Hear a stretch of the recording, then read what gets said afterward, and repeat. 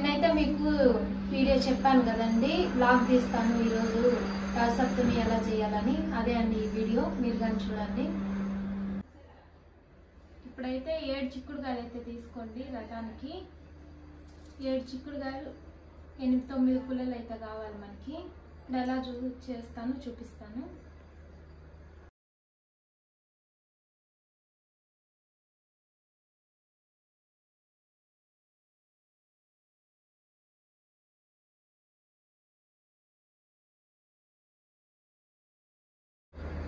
ఇలా చేసుకోండి. అట్లే ఇంకొకటి కానీ తీసుకునేటప్పుడు 2 ఒకే సైజులో ఉండేవి తీసుకోండి.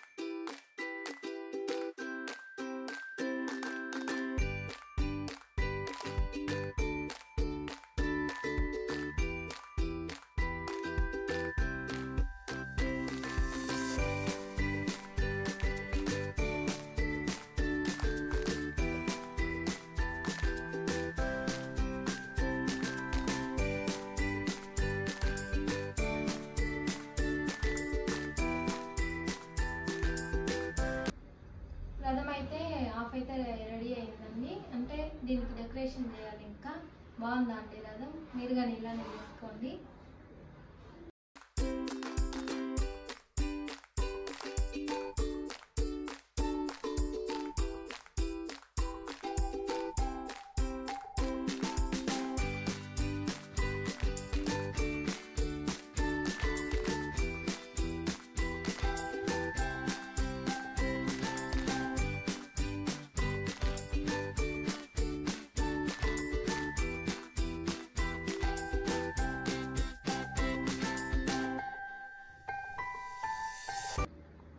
చూడండి, ఇప్పుడైతే డెకరేషన్ చేశాను.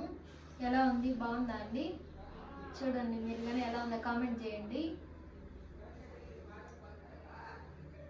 ఇప్పుడైతే మనం తులసి చెట్టు దగ్గరికి అయితే వెళ్ళిపోదాం. అక్కడైతే సూర్యుడి కిరణాలు మనకి పడతాయి కదండి. ఆయనకి ఎదురుగా అయితే పూజ చేసుకుందాం మనం. ఒకవేళ టెర్రస్ మీద కానీ మీకు ఎదురుగా ఉన్నా కానీ చేసుకోవచ్చు. లేదా బయట తులసి చెట్టు పెట్టుకున్న వాళ్ళైతే తులసి చెట్టు దగ్గర కానీ చేసుకోవచ్చండి. అక్కడైతే మీకు ఎలా పూజ చేయాలో నేను చూపిస్తాను, మీరు కానీ చూసేయండి.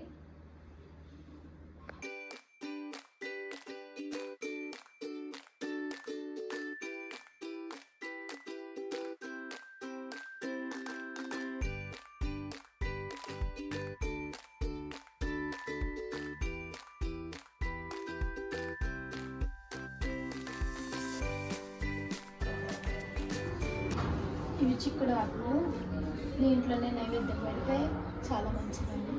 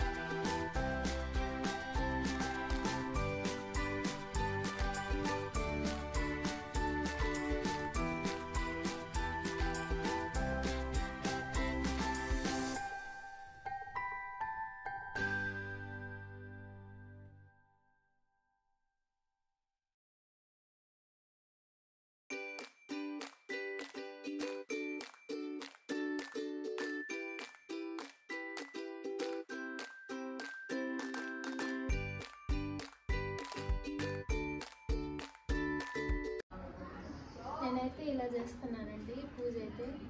మీరైతే ఎలా చేసుకున్నారో కామెంట్ చేయండి నాకు. కానీ మాకైతే ఈరోజు కొంచెం లేట్ అయిపోయింది, పిల్లలు స్కూల్కి పంపించి చేసే లోపల.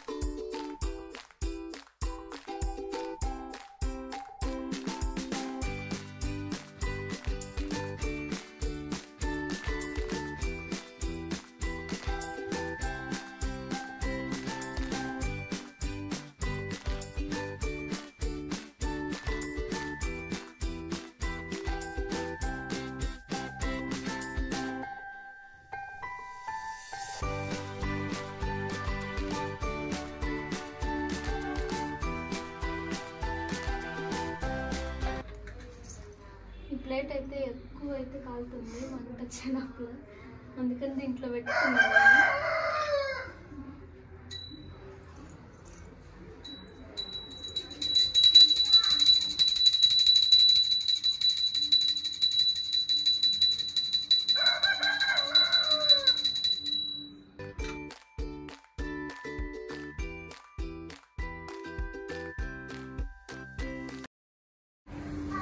తీసుకోండి కానీ, మీరు కానీ తీసుకోండి హారతి.